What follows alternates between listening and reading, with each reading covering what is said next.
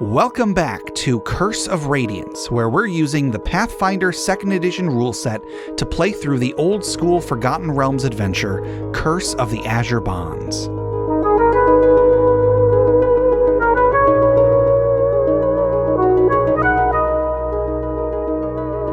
Hey everyone, Gabe here. I just wanted to give a little context for what you're about to hear.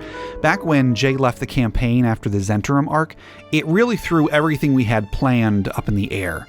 Freeman was awesome enough to agree to come in and take his place, but asking someone to join an existing campaign, not to mention a podcast, halfway through its run, is a big ask. So I wanted to make sure that the transition was as smooth for Freeman as possible.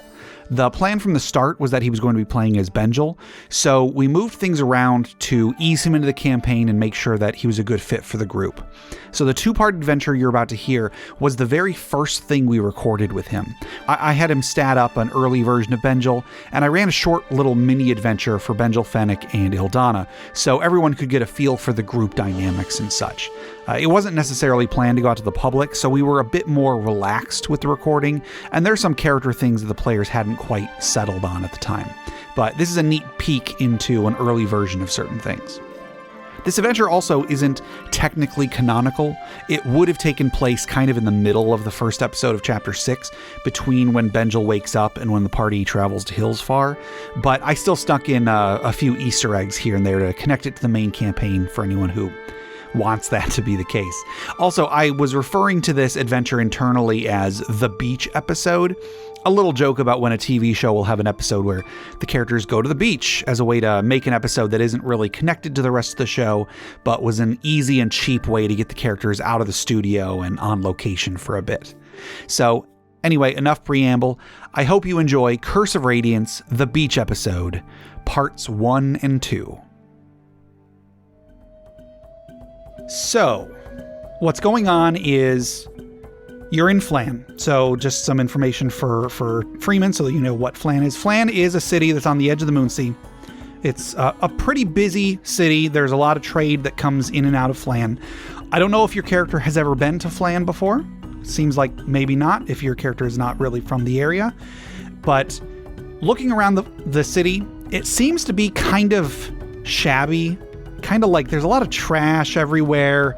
The people just kind of look a little bit more destitute or like depressed than maybe you had thought.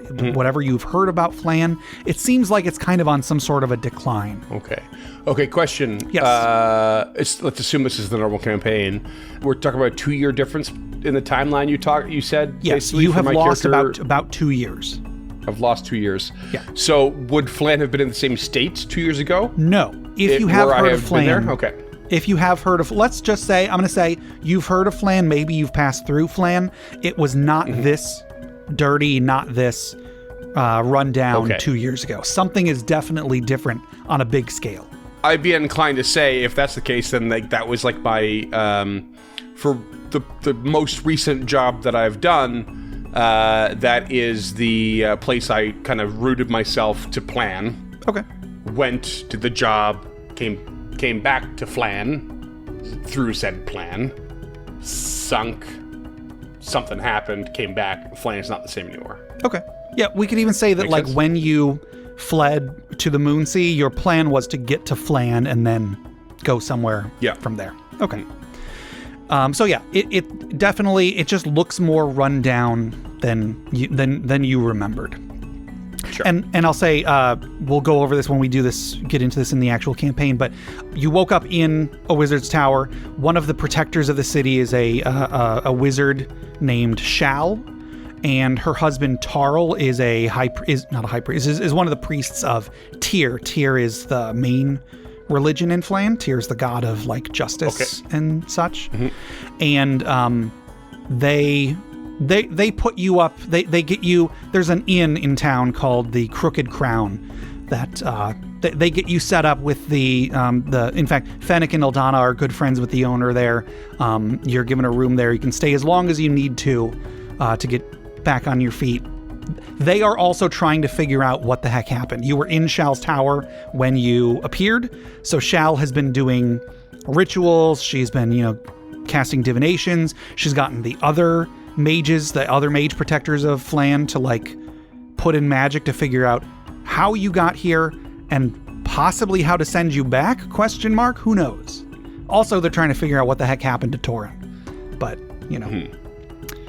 So, anyway, so you've been in this city for X amount of time, however long the three of you have decided the three of you players have decided to take some time off and get acclimated.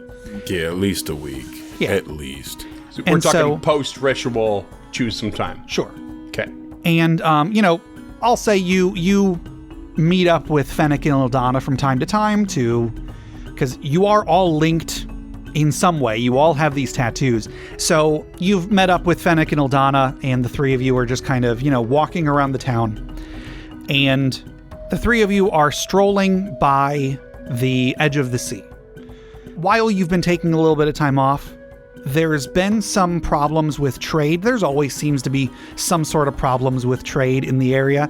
But this time, the problem is the water has been kind of polluted.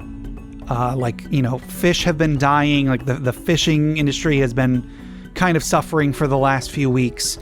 Some of the ships have like shown up at the docks and they've just been like covered in this slime or like tar almost on the bottom.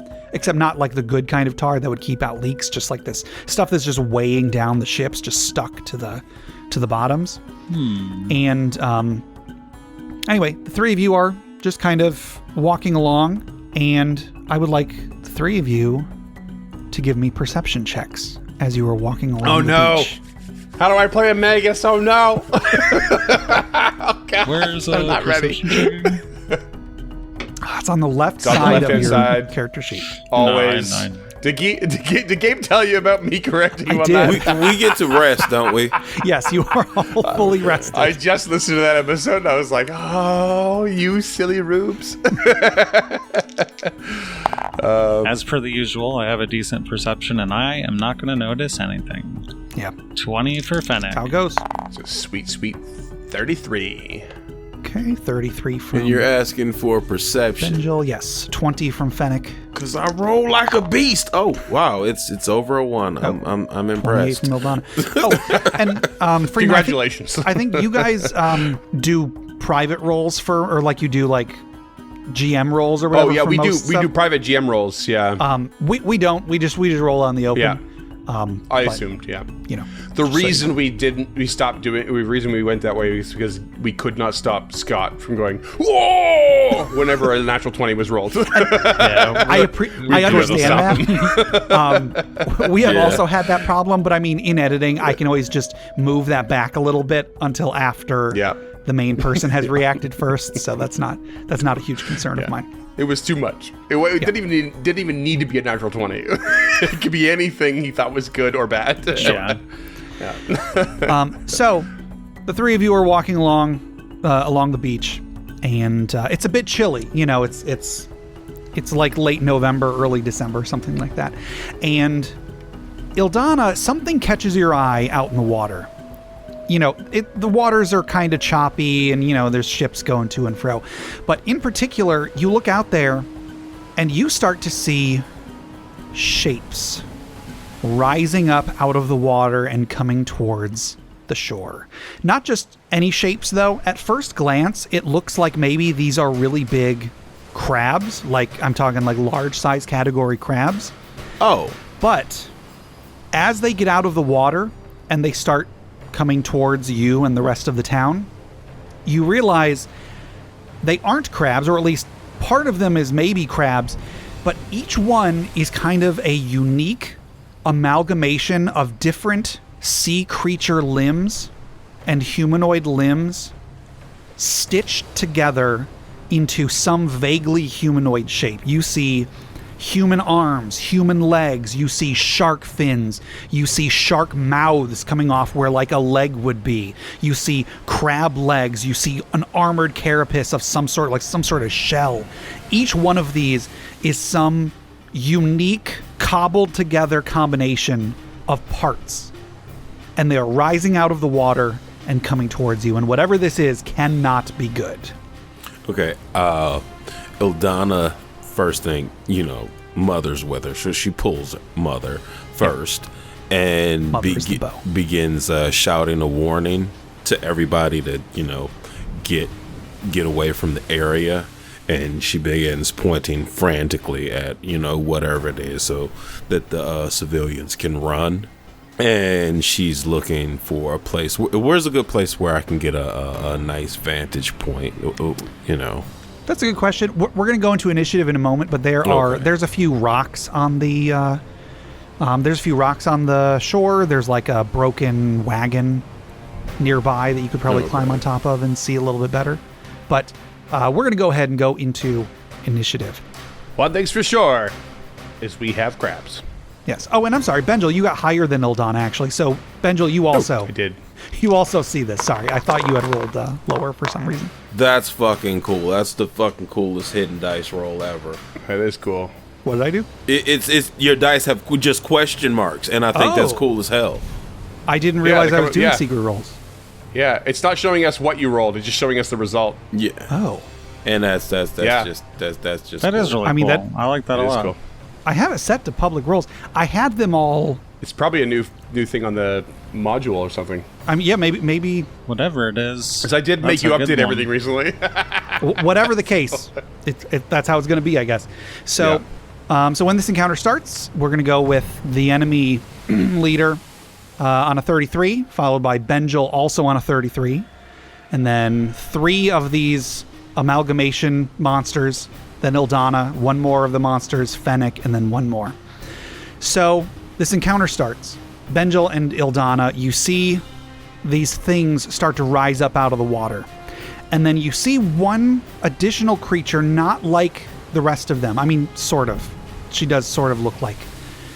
She looks like a mishmash of parts as well. But this 1 medium-sized individual, this vaguely feminine figure, but also fish-like creature, rises up out of the water, and she looks out at the town, and she says, "My minions, feast and bring back stock."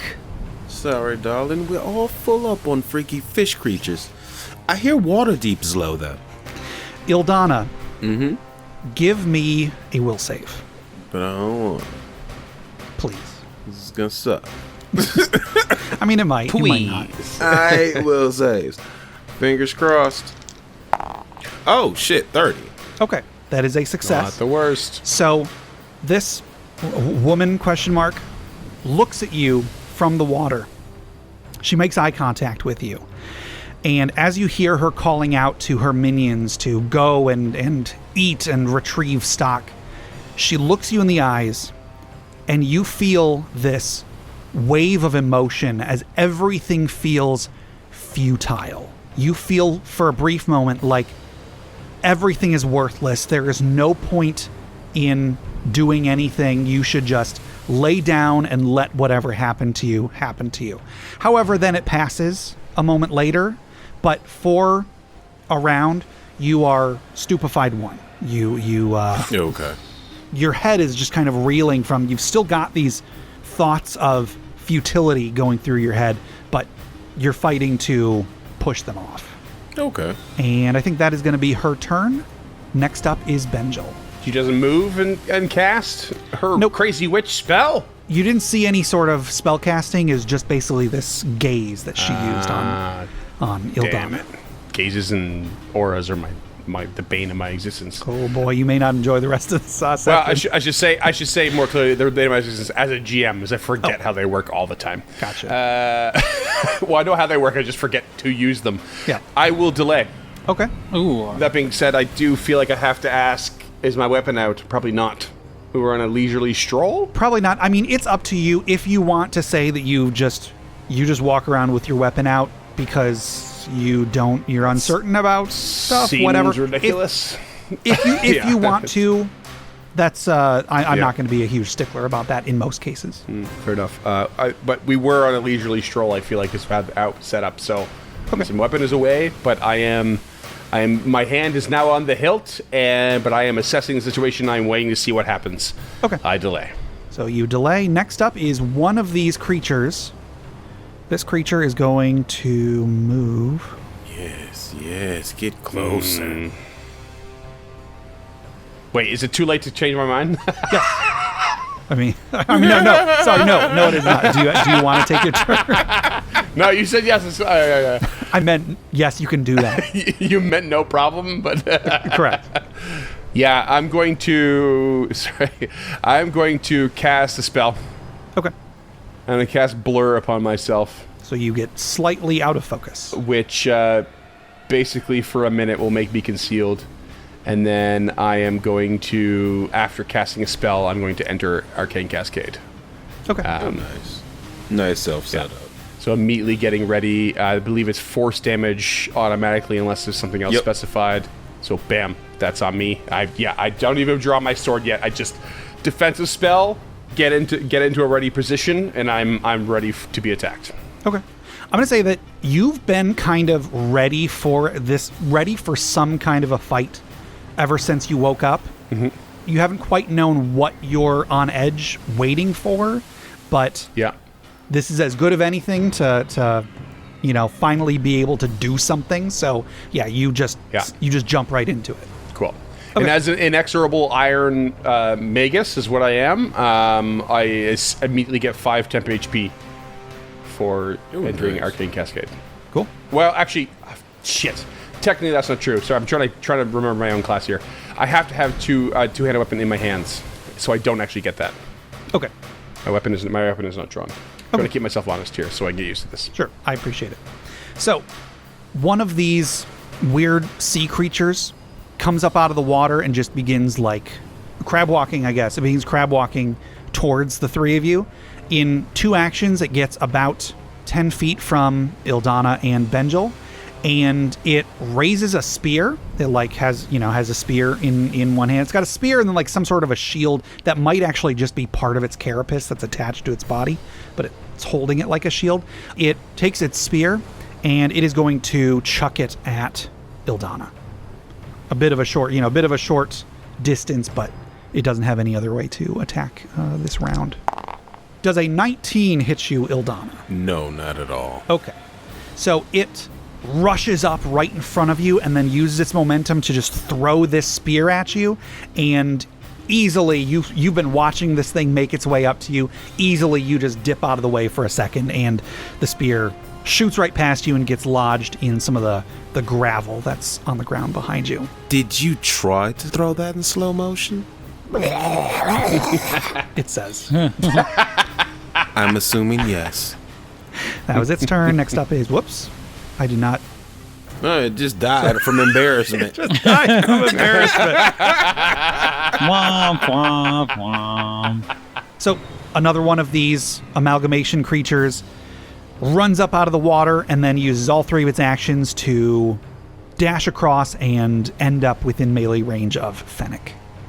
Next up is another one who does the same thing but doesn't get up to Fennec.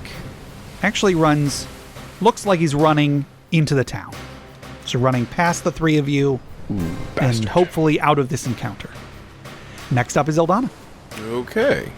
Well, the guy who decided to run up and throw a spear at me. Mm-hmm. Yeah, I'm gonna unleash on him a little bit. Okay. Now, do you take a penalty because how close he is with your bow? No, it's a short bow. Okay. Is it a long bow that has that? Yes. The volley or whatever? Yep. Okay. Yeah. Yeah, he's catching all 3. Okay. Because triple shot enables you to do that. I love it. Yeah. Okay, first roll. Come on, roll. Ooh. Sorry. See, there I was reacting before. Hot damn. That's a 35 Pure for the editing first game, baby. one. 35 it is a hit. It is not quite a crit. Oh, well, none of these are going to be crits then. Oh, that's a miss. That is a miss. 20. And another not crit. All right, but 2 19s, man, my dice are on fire. On fire. Can't complain. The first is 15 damage. 15 damage.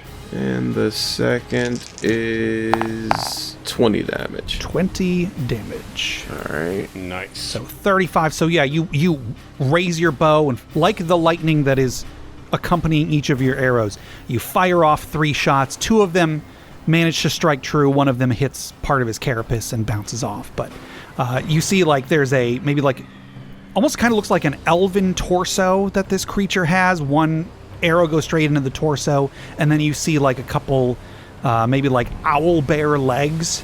And one of the owl bear legs takes a shot, and the third one hits some of its like crab or giant muscle carapace thing.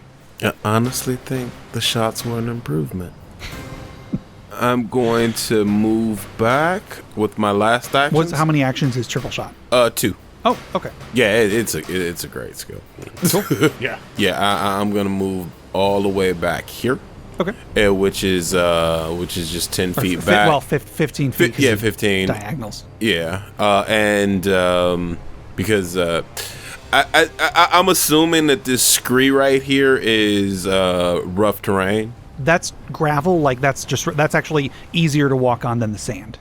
Okay, that's awesome. Like the equivalent of like a road, I guess. Okay, all right, no problem. Well, I'm moving back towards that a little bit.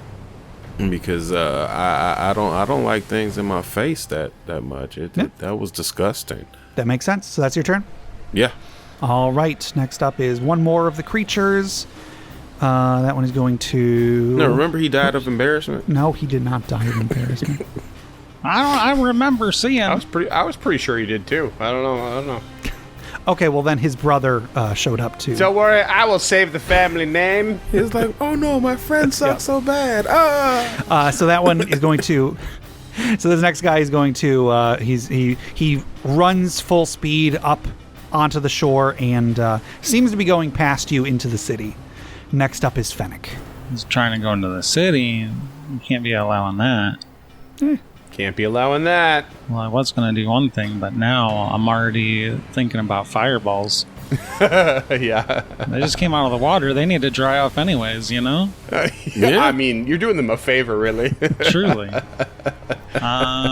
it a cloudy day or a sunny day, Gabe? Yeah, I'm gonna take a 5 foot. Okay. I forget what that's technically called. Step.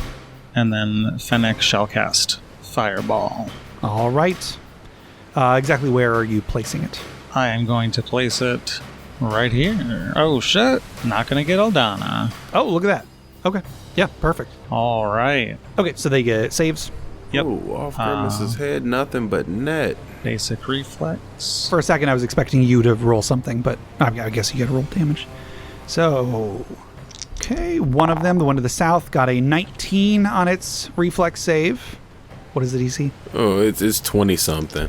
19 is not cutting it. Okay, so 19 is probably failure. Is a 13 a critical failure? Yes. Okay. Because isn't it like 26?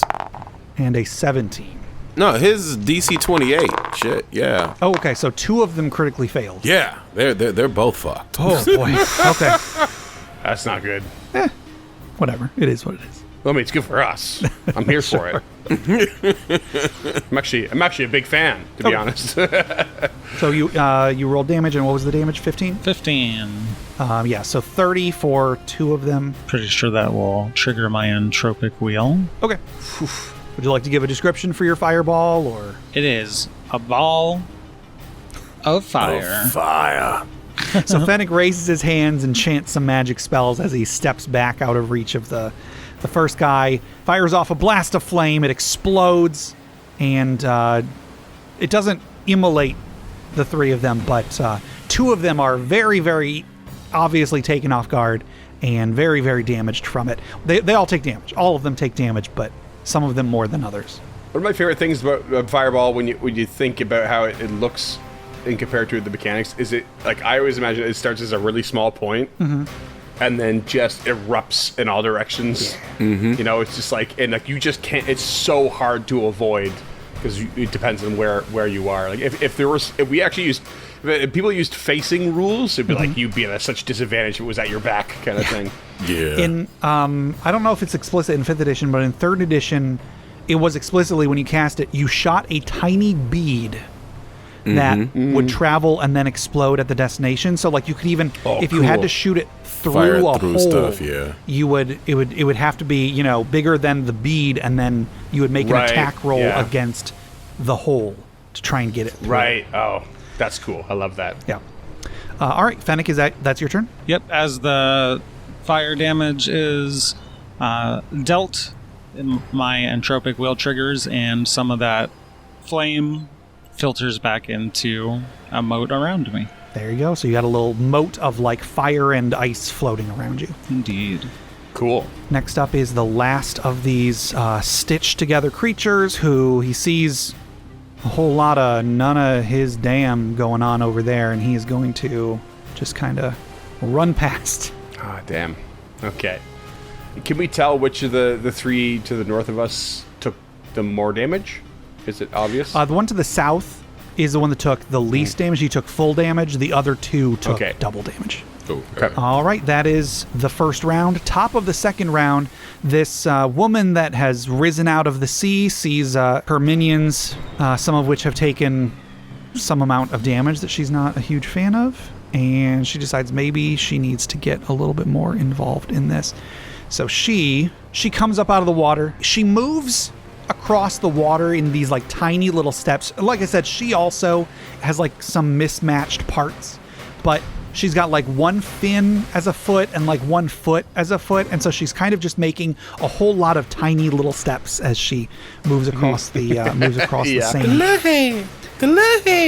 So she moves up, and then she raises up a shell in her hand, and a shell that maybe like a shiny, like metallic looking shell. She raises it up, and then chants some magic words, and then an arc of energy flies at Fennec. A swing and a miss. She raises this like... Your target was one of her allies? Is that right? No. That's what it says in the chat. Your target was the sea stitched. Oh. I thought you were joking. Okay, well... No, you targeted something wrong. I was trying to target Fennec. Anyway. Okay. So she raises this shell, and then from it, this blast of greenish, bluish, brownish energy, looking like a spectral beam of sludge, flies across the beach and flings itself at Fennec. However, she very, very, very poorly misses. It like goes straight past you, Fennec. It actually like does this thing in midair where it like tries to course correct and changes 90 degrees, but then goes off in a different direction and flies off into the distance. You don't know what just happened there. Watch out over there. So that was her turn. Next up is Benjil. Okay. I picked some decent spells here, except my weapon's not out, so I'm really annoyed. Yeah. But my first action is to draw my weapon. Yeah. And keep myself. Yeah, it'd be real nice if that. we could each just be a little bit closer, maybe at the start of this fight, if we had been a little bit closer to one another. Yeah. It's quite all right. So I draw my weapon. I still don't gain my temporary HP because I didn't start my turn with it. Okay. And then I'm going to cast a spell. So it's still out of reach as far as I can tell. Yep. And I cast a spell called a blink charge. Oh, nice. Which is going to allow me to basically teleport up to 60 feet. Oh. And teleport an empty space adjacent to a creature that I can see within range, which is going to be the one far to the south here. And I'm going to, just before I teleport, I'm just going to yell at, like, make sure you stop the ones from the north entering the town! And just, boom, I just disappear and reform next to this creature, but I get to make a strike at the same time. So I'm cutting off its root, and I'm going to go ahead and swing me weapon. Okay. Oh, no. Hero point. Here's the thing. That was a 27. Yeah. 27's a hit. Ooh. It was a hit? Yeah. Okay. Nice. Okay, perfect. So regular... Oh, nope, that was the wrong button. That was the crit half button, that. I think. Half that. Yeah, not 78 damage. Definitely not 78 damage. So 20, 30... Still a big dose of damage, though. 39 damage. 39. There's a half. Holy crap. Nice. Yeah, 39 damage. Plus the force damage from this blink charge. Deals damage, yeah, as long as I hit. So, bam. It's going to be an additional 2d8, 6 damage, 6 force damage on top of that. My goodness. Nice. Very nice, very nice. Yeah. Just cut off and smash! So, yeah, I'll say that you actually cut off this creature's arm when you do that. I mean, it's got a few extra limbs somewhere in there, so that probably won't, like, hinder it too much. But, yeah, like, it's got, like, a human arm on some other creature's torso, and you just lop off its arm at the shoulder. The arm falls and lands in the sand, and for a moment, like maybe twitches. I was aiming for its weapon arm, but I hit another appendage. Yeah, there you go. You were attacking where its weapon arm should be, but you hit its non-weapon arm that is on the same side. Yeah. In fact, Benjil, as you cut off this human arm, you briefly notice that it has a tattoo on its bicep, a tattoo of a half shark, half squid creature. Okay. There you go.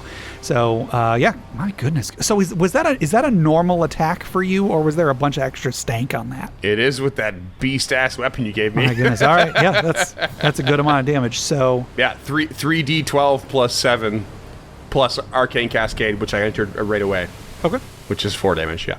Cool. So now I know what to expect from your character. That is the baseline. It's only going to get higher. Me hit hard. Yeah. When I do, good. I hit hard. Okay. Yeah.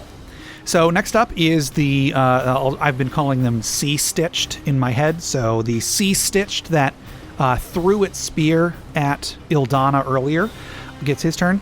He's going to move 10 feet towards Fennec because he doesn't have his spear. He is going to attack at Fennec with a leg. How dare he? So one of his giant crab legs come at you, Fennec, and that is a 19. Miss. Aiming for 26. Well, then he is going to Die of embarrassment. die of as embarrassment. well. Because I didn't specify where his spear landed, and I am now standing adjacent to where Ildana was. Is it cool with you guys if I say he grabs his spear out of the ground? Yeah, no problem.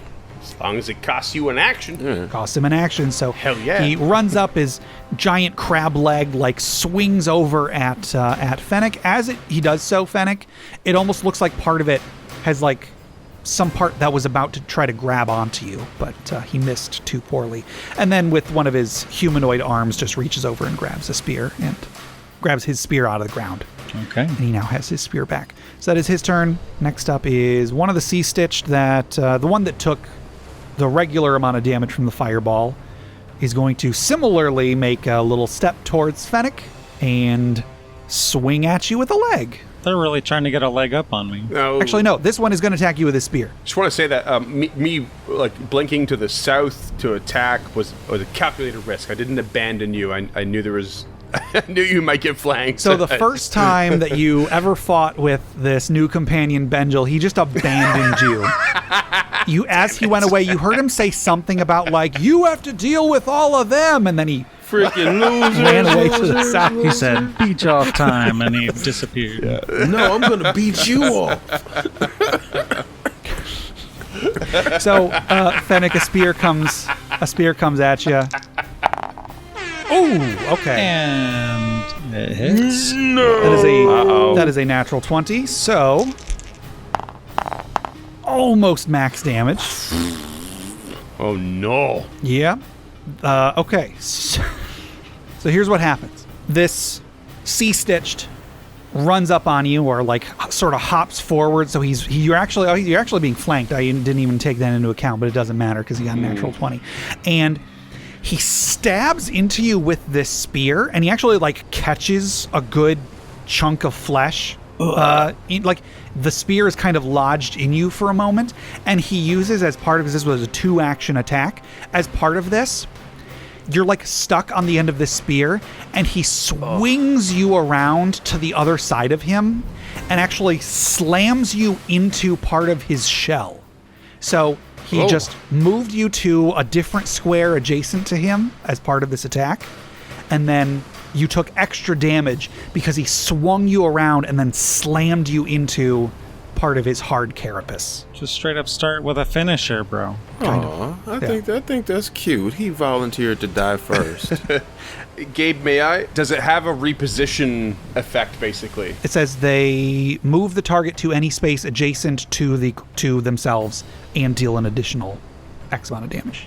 Okay, that's it. So there's no actual athletics mechanic or anything. Right, yeah. Or It's reposition. Okay. It's just a special attack they have where they... That's crazy. Yeah. Yeah. The only reason I asked is that it seemed like you moved a lot of feet, and then also in the remaster rules you have to roll for free action athletics checks. Gotcha. Like an improved grab or something. Yeah, But no, this is just part wild. of this ability. Yeah. It just moves them to an adjacent to a square that is Crazy. adjacent to them, not an adjacent square, on a square that is adjacent to the sea stitch. Okay, cool. It's neat because it took you out of flanking, but it's still terrifying at the same time. Yes. Yeah, like very Oh much yeah, so. very. If Ildana wanted to get into melee, it would actually Ildana could flank because of it, but Yeah. Yeah, no. I didn't think so. That was that sea stitch turn. Turn. The sea stitch. Next up is the one that is to the north that has taken the most amount of damage, and he is actually going to keep on keeping on, and he runs out of the battlefield. Son of a bitch. I was hoping Ildana could get some shots in. I mean, I can sort of leave him on the map if you do want to still be able to attack him. I mean, I prefer he stays right there, but that's just me, you know. Yeah. range increments, right? So, like, what's the range increment? Do you have a short bow? Yeah, I have a short bow, and right there. unfortunately, Increment of 60 feet. yeah, but honestly, this may sound horrible, but she doesn't know the people in town really, but she does know Fennec. So she's gonna try to save Fennec, and they're gonna have to try to save themselves. Yeah. I'm sorry. No. That's it. That's the part of the teething process of having a new companion, Yeah. realizing where the priorities are. Oh yeah. All right, next up is Ildana. Still stupefied? Stupefied has gone away. I told you in the conversation though that she is not a hero. She's not one of the good guys. She's just one of the guys. There's not the finest line between hero and adventurer. Let's be honest. Oh yeah, that is true. That is true. Okay, so I have to erase old boy as best I can. So I get into a wide archery stance, and arrows begin to come out of my back. You know how it does, and Yeah. they form wings and they ignite, Amazing. and several of them fire off at the crab thing that is messing with my boy Fennec. Okay. And I'm using that flaming ability. Oh, the iris of the storm or whatever. Iris of the sky, yeah. And so I'm going to make that attack. Yeah, Freeman, Ildana has a thing on her bow that lets her once per day do a bunch of extra fire damage, and some of that is... it's once per minute. Oh, it's once per minute. Yeah. Oh. Do a bunch of fire damage, some of which is persistent. Okay, cool. Okay, that is a 36. 36 is not quite a crit. And that's okay. One away from being a crit. Oh, that sucks, but that's okay. Yeah. Loving these 36s. So 19, and the persistent comes next round. Okay. Oh, but we're not done yet. Okay. Because remember, triple shot only takes 2 actions. Sure. So I really just want to say fuck this guy in general. This is gonna hurt. That's a miss because 18 doesn't hit. 18 is a miss, yeah. Really? 16 is also a miss. Yeah. Oh boy, does he get... Really? Natural 1. So I missed all 3 of those. No. You're rattled. Fennec, your boy's in trouble. Yep. You're rattled. So yeah, you raise your bow and you fire off some fire at this thing. He gets hit with the fire, and part of him is currently blazing. But then you fire off 3 more shots, and those 3 shots, each one just ping, ping, ping, bounces off his carapace. Even parts of his body that you thought were flesh, thought were just some creature's body part stuck on there, even some of those, the arrows just bounce off. Okay, well, that is my turn. Unfortunately, doing that with no payoff. But still, the fire part was cool. Tell you what, here's what I'll do. This guy runs away. I mean, this guy runs further into town, so he is effectively dead. He is out of the encounter. Fennec, it is your turn. Yes, to me. That all hurt. I see that Ildana is very rattled by that mind effect that I didn't think about my oddity thing to know if Fennec actually saw it, but he also wasn't being very perceptive at the time. So yeah, you just took a whole lot of damage. But yeah, let's do something about this. I'm gonna unleash my psyche. Okay. Time to go Elemental Super Saiyan. There you go. I love Elemental Super Saiyan. And then Fennec will cast the amped version of Ignition as a melee spell attack Nice. on the creature. Go for it. Oh my goodness. I'm just going to go ahead and use my Sessions Hero point on that roll of 3 Okay. on the die. Yeah, that is a 21. Yes. I would prefer no.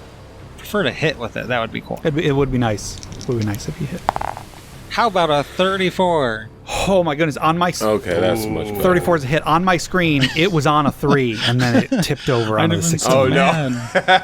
I shouldn't even ask this because I don't want to have to deal with it, but making a melee spell attack, he didn't have a reaction to... If he has a reactive strike, he does not take it. Okay. I did double check. I double checked when you said you were going to cast that spell. I did double check to make sure. Let's roll that beautiful bean footage. Oh, that's a lot of dice. Oh yeah. So I gain yeah. 2 emotes on my wheel as cold damage. My ignition melee here, I take energy away, and it basically I just hit him with a fist of ice. So you slam this fist of ice into him. The ice shatters, and then some of the shattered pieces light on fire. And this guy collapses under the impact of your spell. Oh, nice. 2 little flame motes from that pop onto my wheel. There you go. So he is dead. I made it visible on the screen, but I did not say that. He is Yep, dead. that's all 3 of my actions. Okay. That was Fennec. Next up is the Sea-Stitched that is right in front of Benjil. That one is going to attempt a leg strike on you. Bring it. Don't do it. So he raises a leg and tries to Don't you do it. stomp it down onto you, and that is a 35 to hit. Oh shit! I think you did it. That hits.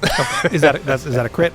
No. Okay. Not even close. Well, so you take 13 points of damage, Fine. and he is also going to grab you with that. Aha. So he's going to make an athletics Roll check that athletics check. Yeah. versus your reflex DC. That is a 30. Yeah, that succeeds. Okay, so then now you are... Hold on, though. I think I have something for this. Okay. That's for escape checks. Okay, never mind. It's good. You grab me. Okay, so you are grabbed. Here's a question. I'm probably thinking of 5th edition D&D. Can he move and take you with him once you're grabbed? No, he has to, like, reposition me, and then if he wants me to move it in square, or I've always used, like, shove rules as pull rules as well, if you want to, like, pull someone along. But, yeah, there is no, as far as I know, there's no automatic you move with me Okay. shit. Because, like, even if you have creatures that have, like, that tether you with, like, at a distance, the rule is that if you go beyond that tether, it breaks, or you just can't go beyond it. It's never... it pulls you with it. Okay. Yeah, that was the nastiest holdover from 3.0. Yeah, that's a nice thing in 5th edition D&D, where once you have someone grabbed, you move at half speed, but you can move them whenever you move. Which Right. It's just So, like, a you've neat got, little... You've got me held in place. Yeah. That doesn't you're not mean restrained, you you're just get to grappled. freely... Yeah, exactly, yeah. Okay. Like, I'm still resisting you, Sure. Then... but I'm at a disadvantage. That's how you get the Billy Club. You're resisting. Okay, then he is going to try and stab you with his spear then, with a map. Okay. And this is not the cool spear thing that he did the other one did to Fennec, because that's 2 actions. I'm grabbed, so that makes me off guard. That's a natural 20.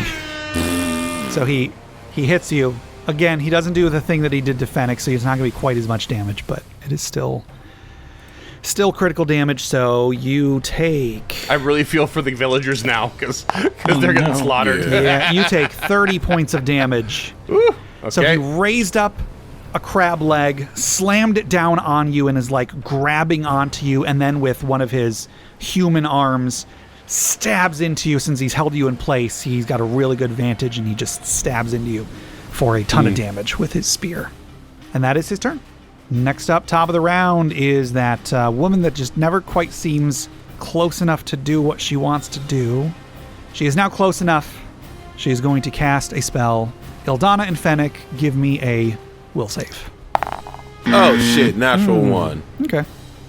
You know what? You can use a hero point if you would like. That is definitely what I'm doing.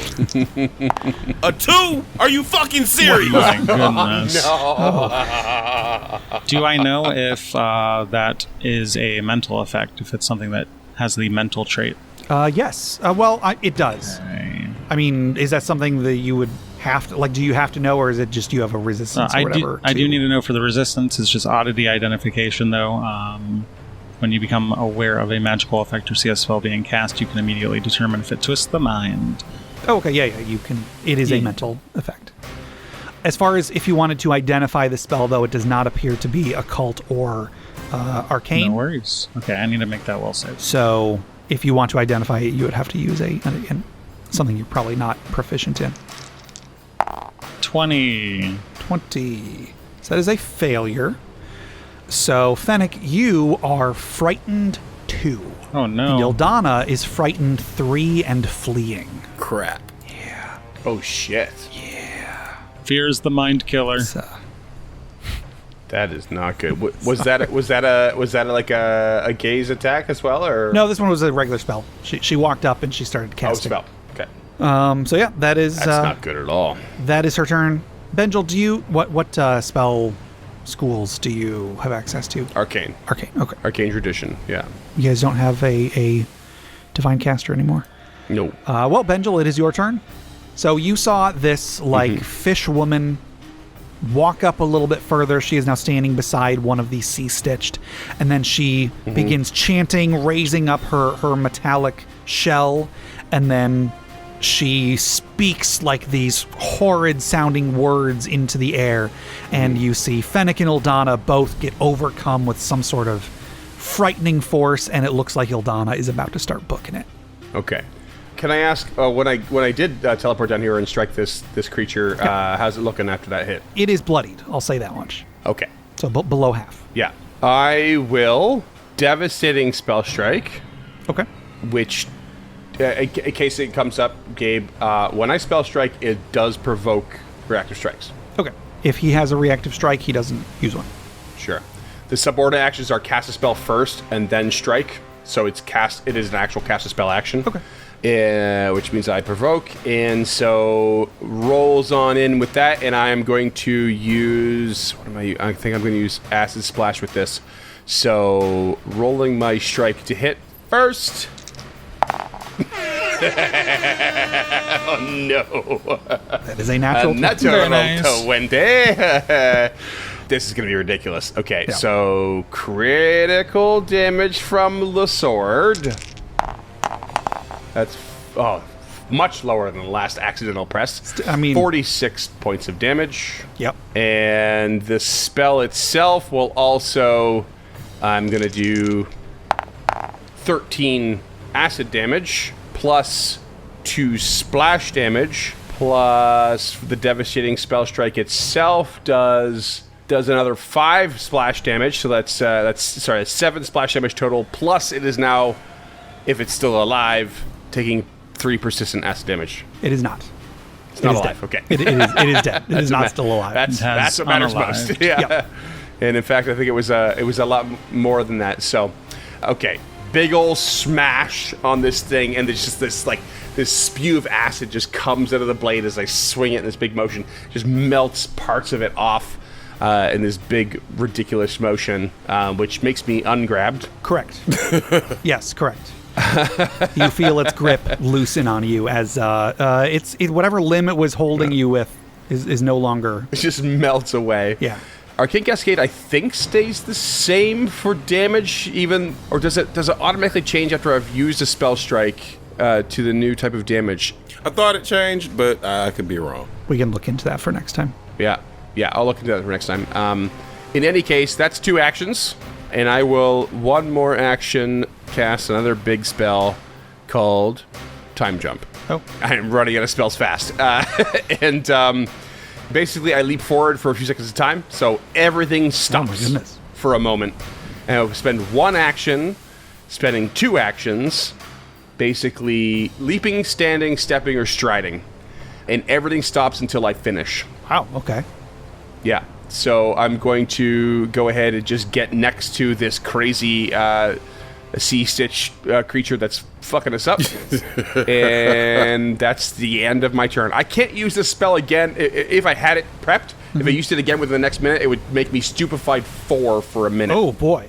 Yeah, it's brutal. So it's like a one-time go per combat usually. Yeah. But yeah, it gets me straight back into the fray. Okay. The description says, as far as onlookers are concerned, I've just reappeared somewhere. Okay. So not much different than the last one. You said you were going to be next to the sea stitched. Did you want... The sea-stitched woman creature is what I was... Because I did describe her as also being... Okay, got it. Just wanted to make sure you placed yourself where you wanted to be. Yeah, I'm good. Okay. So next up is the remaining sea stitched after the others have all died or fled into the city. He moved down and around so as not to provoke from you. He's staying out of your melee range. So this other... And he stops his movement there? He stops his movement so that you are being flanked. Okay, I use a reaction. Oh, come on. What's your reaction? What happens? It's called Step Lively. A large or larger enemy ends this move action adjacent to you, and I basically just step away. That is... Nice. That's great. Nice. I think that Good job, man. That deserves a hero point. That was awesome. Yeah. As soon as I saw large creatures, I was like, woo, here we go. Okay, Freeman, please. take a hero point. Oh, I'm maxing hero points. I got this, friends. I'll save you all. And also, we've made a house rule that you can give hero points to someone else in the group if you want to. Oh, sure. So, okay. There's been many a time where someone needed that. So they've been passed off. Yeah, sure. Yeah. Also, if by all means, request. Sure. If there is ever an important NPC that is in the group, like there have been a few times where an NPC has been fighting on the group side for an encounter or two, important NPCs have 1 hero point. If that ever comes up. Oh, I did pick that up on the podcast, the episodes at one point. Yeah. Quick recant though. I have to correct myself. Yeah. I can step live. I have to move to a space adjacent to that enemy, so I couldn't have moved the way I did. I can move this way, but I'm still not flanked. So you're not being flanked, but he can still attack you. Yeah. Correct. Cool. I can't step away from him. Half a hero point. No, it's still Still fucking just cool. kidding. yeah, it's still good. I mean, he still would have done something to attack you, but Alan, you can have the half. Yay! It's all yours. there you go. I mean, he can't do his cool spear attack. He also can't grab you because he only has 1 action left. And they all deal the same damage, so he's going to stab at you with his spear. Yes. So Please do. I ain't afraid. spear comes at you. That is a 24 against your AC. Nope. No dice. Spear comes at you, but you're just moving too quick. He actually stabs a couple times in your direction, and you're just like hopping back and forth out of the way. I very suddenly moved out of the way at one point. Huh? So disorienting. Yep. Oh, I forgot something, Gabe. Sorry. Yep. Can I make you roll a retroactive flat check? Yes. What for? Because I have blur on this whole time. Shoot. You do and have I forgot blur about on. it. It's the first thing I did. Yeah, I'm sorry. That's on me. No, it's both of us. It's both of us. Yeah. I should have made you do it. Yeah. So how many times have you been hit? I think only the once. Okay. So just the once. Then yeah. So what is the flat check? one big hit. It's a DC 5 flat check. DC 5. Okay, we're good. Okay, you're good. Okay. Yeah. Thank you for that. I completely forgot about that. I'm terrible about remembering flat checks and such. Oh, same. Next up is Ildana. So you are... See exactly what the fleeing condition is. You're forced to run away due to fear or some other compulsion. On your turn, you must spend each of your actions trying to escape the source of the fleeing condition as expediently as possible, such as by using actions to flee or opening doors barring your escape. It's brutal. The source is usually the effect or creature that gave you the condition, though some effects might define something else as the source. You can't delay or ready while fleeing. Oh, fuck me running. Yes, you are running. It takes a village. Nah, it's just that I have to use the Dragon's Leap cloak. I mean, you don't have to, as long as you're just moving away. Yeah. If it makes sense for you, go ahead and do it. It's not like it's a limited resource. Yeah, but if I'm trying to get away as quickly as possible. Yeah. Yeah, it's one of those sticky things with like fleeing. Like, it's not meant to force you to expend resources, right? But you you do have to waste actions. Oh yeah, this is a rechargeable, but if I'm trying to get away as fast as possible, that would be amongst my options. Right. So Ildana is moving. I was gonna say, there's no way you're slow. Yeah, I'm 90 feet away. So yeah, I'm effectively out of the combat for a good minute. Just memorize where you were. Just mark that. Oh, yeah. And then we know you're 90 feet away from that. Sure. Yeah. Exactly. So that is Ildana's turn. Next up is Fennec. All right, Fennec is going to take advantage of a new feat, Scour the Library. Okay. Seeing an enemy's attack, you quickly consult multiple scraps of lore in your mind, synthesizing them into the perfect plan. Make a check to recall knowledge using an appropriate skill about one creature within 60 feet. On a success, in addition to the normal effects, you gain a +1 circumstance bonus to your next attack roll against that creature and to your AC against the creature's next attack. On a critical success, the bonuses are +2. What would be an appropriate recall knowledge to base this off of? For which creature? Oh, I'm sorry, for the witch chick. For the witch chick, that would be Society. Society. It should say on the stat block. Yeah. Okay. Society or some sort of like lore C or something. Or is this the custom stat block? It's an existing creature, and it's an existing creature that I've sort of reskinned some stuff for. Okay. 34 recall knowledge for Society. 34. Okay. So now that you're sort of getting a good look, so here's the thing. You're kind of having to like force yourself to like look straight at her because she just did something really, really scary a moment ago. But it's actually kind of making you like hyper aware of her features. And the thing that you're looking at, whatever this creature is, appears to be mostly like a Sahagan or Sahuagin, I think is Sahwagin. Sahwin. So a long time ago, I heard that some writer for D&D said that his pronunciation rhymes with "Hey, you again." So that's what I've always said is "Say you again." Say you again. Okay. I like So it. that's what I'm going to say, Freeman. Sorry, I'm the dungeon master. I get to. No, that's set quite the- all right. I've heard Set the Sahagan and pronunciation. Sahwagin. Yeah, because you guys but- have done an episode on them, haven't you? Yeah, we did. I think we did, or something, or we mentioned them anyway. Yeah. So at one point, this woman may have been a Sahuagin or Sahwagin, but it looks like parts of her have been replaced with other creature parts.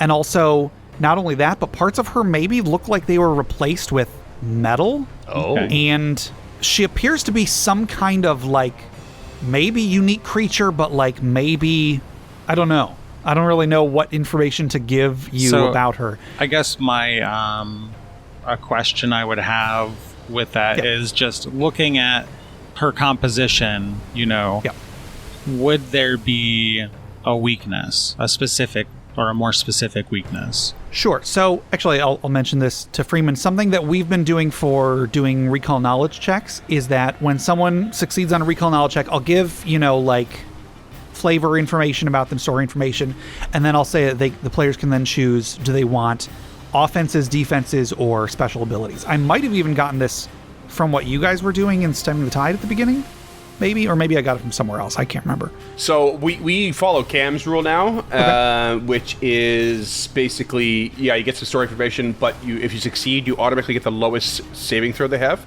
and then you get one additional thing. If you critically succeed, you get the lowest save and like 2 or 3 additional things.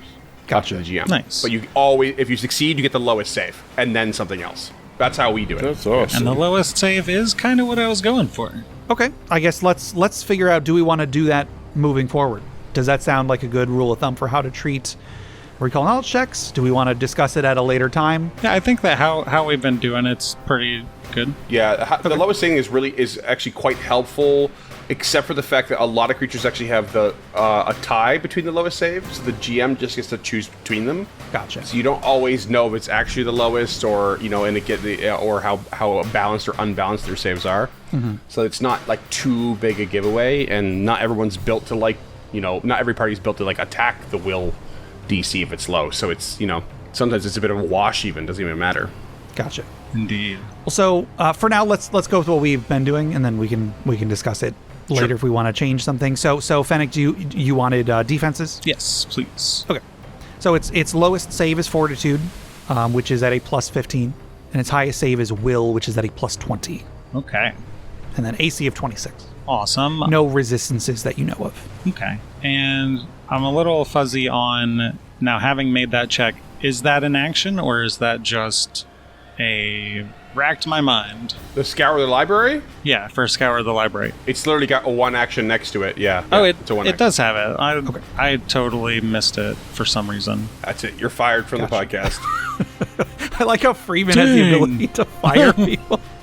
Hiring and firing. It's not like you've been having any fun for a while anyway. Got him. That's a got him. All right. Goodness. So I'm going to use my remaining 2 actions to use a amped telekinetic projectile. Take some of this rubble here, and it just immediately catches fire and starts flying towards this chick. Yeah, go ahead and make an attack. And this will be +1 higher. Man, that's rough. 23. 23 is going to miss. Yeah, that's a misseroo. Okay, at the end of my turn, my psyche is no longer unleashed. I am stupefied 1, and from another new feat, yay, level 10, I have calm and centered.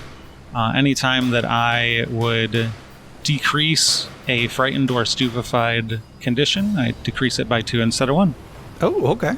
Cool. So let's get frightened out of here. Right out of the Right out of here. And yeah, that's it. Cool. That was Fennec's turn. Top of the round, the Bride of the Sea. Okay, I'm just trying to, again, keep myself on top of my own character here. I just realized I also have an ability called Sustaining Steel. Okay. Which means that whenever I cast a spell, which I just did to get to where I was, this is a while ago, so it's way after the fact, but I get to heal basically double the spell levels. Ooh. So I got 8 HP back, basically. Cool. Just from casting a spell. Yeah. Neato. It's a free action kind of thing. Okay. You know, I'm such a dummy, though. My whole point of asking about the least save was I was going to use Frostbite to get some temporary hit points, and Fortitude was what I was looking for. You said Fortitude, and I went, all right, I want to hit her with some fucking flaming rocks. You know. Hit her with the hot rocks. So the Bride of the Sea is going to step closer to Benjil, and then she's going to cast a spell. Now, you've already used a reaction, correct? Since your last turn? Mm-hmm. Correct. Then she is going to cast a spell. Sadly. Sorry, if someone's casting a touch spell, do they have to make an attack roll? Or because I know they did in earlier editions. It says if defense fortitude, if it says defense AC, you get a roll. If it's defense a save, then yeah, you don't have to. Cool. So then, Benjil, give me a Fortitude save. Don't mind if I do. Fortitude incoming. Oh, that's gonna be a hero point incoming. You do have plenty to go around. Oh, that was the wrong button. Sorry, that was the wrong button. Let's try that one again. Oh boy. Oh, it's terrible all across, right across the board. It's terrible. even the one you rolled by mistake was still very, very bad. Still bad. Okay, that's fine. That's fine. So that is a failure. Okay. So she steps closer to you, like her tiny little. Is this an emotion effect? No. Okay. So her tiny little feet, she like kind of steps a little bit closer to you. Baby feet. Yeah. And she reaches out with like, despite most of her body being like very fish-like, she has a very slender, human-looking arm. She reaches out and just like boops you on the back of the head. Oh no. And then you feel this like ripple go through your body, and suddenly you feel parts of your body starting to change, and you feel your arms start to grow fins. Not like full-on fins, but just like fins start to like grow out of your arms, and you think that maybe like your toes or feet are turning into basically your limbs are turning into other creatures' limbs. For 1 hour you are clumsy 1. Oh no. No. And then You also gain a weakness of 1 to silver, I think probably because it's a lycanthropy-related thing. But I'm going to say that you have... I'll say you have a claw attack for that hour, as one of your hands... Your arms are kind of turning into, like, Sahuagin arms, which I picture to have claws on the ends of them. And anytime you attempt to use a manipulate action, you have to succeed on a DC 5 flat check or the action is lost. Suck you again. Son of a bitch. That's most spells. Yeah. So she just like boop, boop, boop, boop, boop, steps a little bit close, boops you on the back of the head, and you start transforming into some sort of part humanoid, part fish creature. Oh, no. Okay. And that's her turn. You're next. Okay. The smell! The smell! Ah! Hot damn, okay. Well, clumsy one's not great, but it's not the hugest blow. It's not the end of the Silver one, world. Who gives a shit?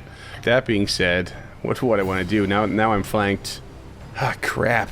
Ah, crappity crap.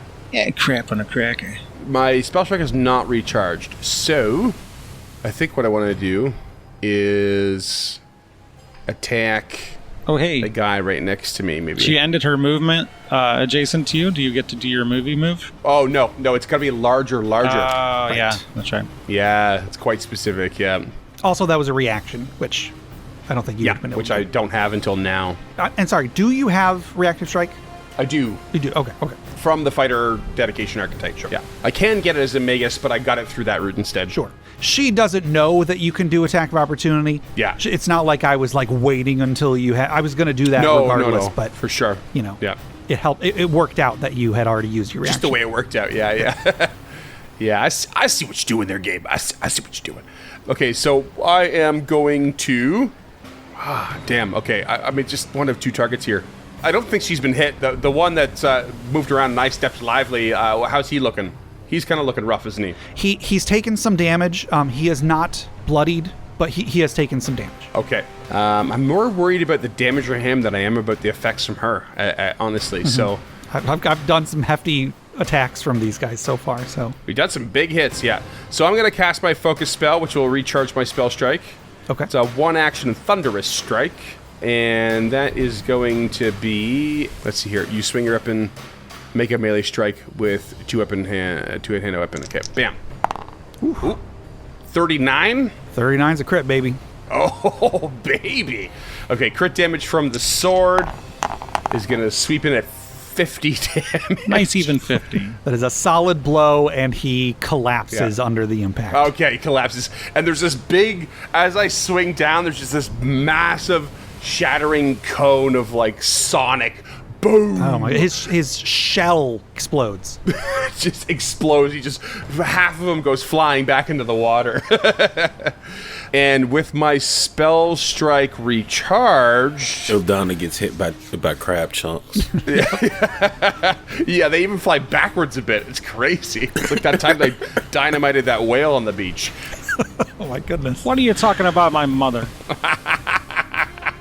I'm gonna take a bit of a risk here, and I'm gonna swoop around and at a map spell strike this lady creature that is partially metal. Yeah, sure. So I'm gonna swing with a map -5. I think I'm doing this right, and I'm gonna hero point that. That would be a miss. I will tell you that. That's a 25, and that is a miss. I got them to burn. I'm gonna go ahead and give it a go. Come on. Oh, 28. 28 That's a hit. is a hit. 25 was one too low to hit. Oh no. Okay. So that's gonna be 33 points of damage. 33 points. She's not too happy to take that. Plus a shocking grasp. Oh boy. Okay. Oh, because I said she was part metal. Sure did. Okay, So, I did. Wait, holy crap! What are all those dice? So that's 44 electric damage. Shocking grasp. I think does die 12s. How? Too many D12s though, Chris. 6 D12s. It says, Well, she's partially says- metal. I think it has extra effect. I can't remember. It says if it's a gain a +1 circumstance opposed to your attack roll, and the target takes 1d4 + 4 persistent damage on a hit if they are wearing or are made of metal. So would a +1 have made that a crit? Probably not. No. But you still do take 1d4 + 4 persistent. Yeah, she's electric on her damage. turn. She's got that persistent damage. Oh, yeah. I almost got sick of my own spell. I was like, that's too much. I can't do that much. Too much. What am I doing? I'm getting carried away. Okay. Whew.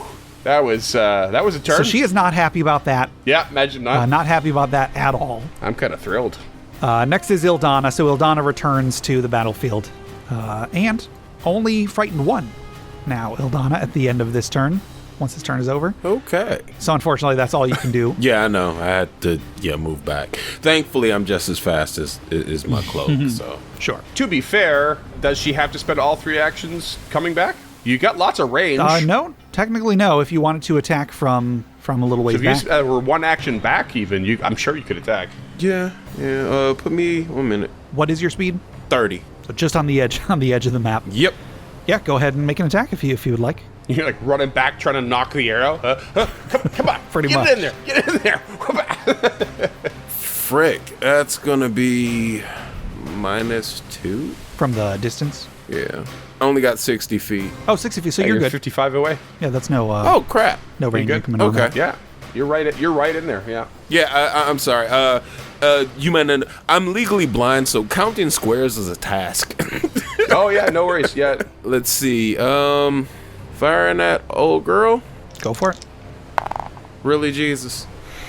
Really, Jesus. That is a 24, and a 24 is going to miss. Never should have given him the wheel, man. I'm using my last hero point. Okay, you got one. 'Cause Okay. I'm like, no, fuck that. Yeah, you got to come back in here swinging or shooting or whatever. Okay, that's a 30. That's a 30. That is Nice. hit. Okay. Don't fuck me on the damage roll. I got fucked on the damage roll. You 15. did a bit, yeah. 15 damage. So 3, 2, 1. So as you're running back to the fray, you fire off one shot. A little arc of electricity goes along with it and strikes her and joins the electricity that's already bouncing around her body, and she takes 15 damage. That was Ildana. Fennec. It is If I your could turn. connect, Ildana would be devastating. All right. Jesus fucking Christ. Fennec casts Frostbite, Okay. Ooh, nice. She gets taking save. energy away. Fortitude She takes save. DC 27, basic fortitude save. It is a 25. Suck it. Take my hero point to it. Take it. Oh no, You want to give her your hero point? I'll take it. Oh, sorry. Lol. I wasn't paying No, you're full good. attention. I did roll and got even lower. Anyway. she takes 31 cold damage, Nice. and my entropic bill goes up another mote. 31. I don't know. Well, so yeah, it's just 28 cold damage and 3 fire damage. True. You are correct. crap. You are correct. Yeah. And then I still have an action, so Hold on. You are stupefied. Give me a flat check. stupefied. Did forget about that. DC, here it is, flat check. Oh, snappity doodah. 7, baby. Yes. Okay. So good. So good. I'm gonna I'm gonna cast guidance on myself. Okay. And Fennec All right. is So done. you summon this, cloud of frozen air that like has some motes of fire dancing in it, and she comes out of it really not looking good. She looks, parts of her body are frostbitten, parts of her body are burnt. She's still like got electricity like bouncing around the metal parts of her body. She's not looking too good. She's also not looking too happy. So she kind of wants to get the F out of here. Oh, and I got 15 temporary hit points from that too. What the? I get 15? I get half of the damage I dealt as temporary crap, hit points. jeez. Nice. Okay. And that even is including after factoring resists and so forth, it says. So, Benjil, if you have reactive strike and you have a reaction at the moment, feel free to take it because she's Yeah. trying to book it. Obviously, Gabe. So Oh, no. 26. That hits, doesn't it? it does. Dang it! That is exactly her AC. Nice. Take All right. a big roll ol' damage. smash. 34. Yeah, she ain't make it.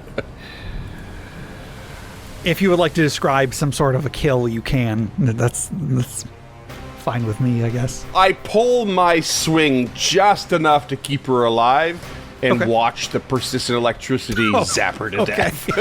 For a second, I was like, oh, wow. Okay, are they going to try to get some information or something? Bah! She's like, Nope. And I just like pull it out. She's like, really?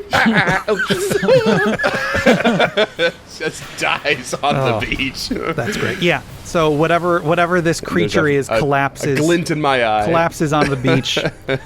Sort of like shakes around a little bit as the electricity continues to sort of make certain parts of her resume moving for a moment. Benjil just steps up over her corpse and like looks down her eyes as she's being zapped to death. He says, "Well, that was electric." Everybody give me a perception check once the dust has cleared. Oh, we're out of combat. I'm gonna start rolling 19s again. Yep. One got away from us, didn't it? A couple of them did. 2 or 3 of them, I think. These Yeah. also may not have been all of them. There may have been others that were not within the scope of this battle. So we better get towards helping out over there. 19 on Fennec's perception. 26. 19 from Fennec, 26 from Ildana, 36. 36 from Benjil. So Natural 19. you guys are quickly taking a moment to look around and make sure that there isn't anything still moving in the immediate vicinity. And you hear screams coming from the town. There are, looking towards the main center of town, you do see that there are a couple of those sea stitched that have grabbed people and are dragging them towards the sea. You also, though, do see some people running up with the town guard and such, running up and trying to kill them and free these people that have been captured. However, looking around a bit further, you see that off in the water, you can see there are others of these, to further to the north, further to the south, that have already gotten people and gotten into the water and are swimming away with people on their backs kicking and screaming as they are dragging them away, presumably to their doom. What looks, and I'm asking this because the way Ildana thinks, using trig, what direction are they going? Okay, that's a good question. What's I guess would that be another perception check? Is there a better skill for determining? Do you have survival? I believe I do. How are you going to use trigonometry when you're a human that thinks they're an elf? Thank you, Alan. You're welcome. Because applied gnomish mathematics was one of my high school courses. You are trained in survival. Give me a survival check, because that's kind of like your, following a quarry, you're trying to triangulate where they're headed. Yeah. Are you fucking serious? A 4? So that's a 16. I mean, you can see a direction. Yeah. They look to be going east, maybe northeast. Yeah. So you can tell what direction they're going. And I'll give you this much with that survival. I mean, you didn't do great on the survival, but you can tell they're not going underwater. If they were, you wouldn't be able to see them. It's not like they're taking them down below. They are going on the top of the water. They're just going off towards the, east-northeast They're area. taking prisoners, so they must be valuable. We have to find a way to follow them. What do the rest of you do? We should just go to the next closest place that we know that there are, in fact, people, and go over there and check. Yeah, I think rescue effort has to wait before defensive effort, if Okay. that makes sense. So you want to go and you want to check and make sure everybody else is safe. Maybe you want to go and check and make sure there aren't more of these things that are... Yes, rescue. Okay. Yeah, head into town, defend more people if we can. Sure. Look out for each other, but by all means, help. Surely there's a reward in helping at the end of the day, if we're thinking that, if we're that kind of... if we're minded in that direction. Yeah, you guys probably are. Jumping into the sea is not exactly our in our purview, so... Sure. So, you head a little bit towards the where you hear some of the screams coming from, and we won't need to roll. I'll say there's a couple more of these things that you guys help kill, and it looks like you're able to stop any further people from being taken, but it does look like altogether maybe a dozen people have been taken from the town and are gone. No. Any commonalities between the types of people who were abducted? Shoot. Or is it just all random? And anyone of note or like important to the community? They all had green eyes. That's actually a good question. Let me make a decision roll. I'm going to roll a d20. I'll say that the owner of the bakery was kidnapped. No sausage rolls. No sausage rolls until that person, Baker Johnson. No sausage rolls until No! Baker Johnson is returned. Apart from that, the only commonality seems to be the people that were not able to adequately defend themselves. So they are all either older or The infirm. yeah. Okay. So they were easy pickings. Yep. Easy pickings plus Baker Johnson. So they're basically Who would not have been caught if he had his rolling pin in hand. But alas, it was across the room. Exactly, yeah. So they're going with basic wild animal tactics, but this is me thinking, so I'm not doing Ildana's voice, sorry. It's fine. Yeah, so clearly somebody's directing them, of course, but where? For whom? What purpose? Because these people really don't serve much of a purpose. Does anybody have any sort of like gather information skill that they would like to try and maybe figure out if anybody could help you figure out where they were going?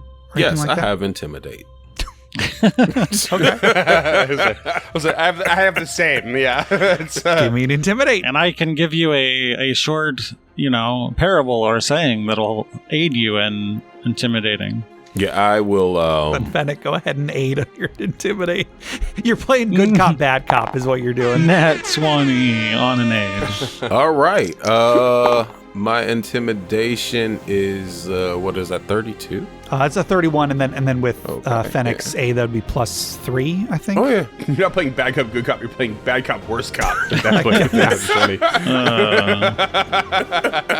Yes, that's definitely high enough. So, shoot, how do I adjudicate a, roughing someone up? I'm not really. Where's the Joker? Tell me where they went. Yeah, Where it is is he? more of a. Yeah. It's a very Batman-esque. Being an asshole. I am the darkness. Fear me. Okay, so Look, if you want me to save them, you'll tell me what you know. through this person's tears, this is like Baker Johnson's daughter, Sally Baker Johnson. Sally Baker Johnson, she's able to tell you that it looks like they were headed towards an island in the middle of the Stojanow River. Here's a little sidebar. I've always been calling it the Stojanow River. It's Stojanow, Stojanow. I was listening to an audiobook the other day where they pronounced it the Stoyanov River. Okay. Which I think that's a cool pronunciation of the word. I think it's really weird because nothing else around here is like Eastern European. Slavic Yeah. or Eastern Yeah, nothing European, Slavic. So yeah. it's just, that sounds weird. I'm sticking with Stojanow River. It's the Forgotten Realms. It's really slapdash. It's whatever culture they were enamored with it that week. According to Ed Greenwood, creator of the Forgotten Realms, every pronunciation of any word is valid because somewhere in the Forgotten Realms, someone calls it that. Yeah. But that says the same thing about the real world, though, and there True. are still incorrect pronunciations. I was about to say, yeah, it's the same thing, yeah. We should have just agreed real early on that we were going to do all of the names and everything. What's the word? Phonetically? Yeah, Generally phonetically. speaking, I do phonetically. Because Usually that is what I do. holy cow! Like, don't make us guess. Just show us what you want us to say. We're Americans. We're going to do it phonetically. It's just how it works. Well, speak for yourself. Canadian up here. He's got you there, Chris. I'm sorry. I didn't mean to insult you. On our podcast, we found a name that was basically impossible to even say phonetically. So, Carl was just renamed Kevin There by you go. the players. There you go.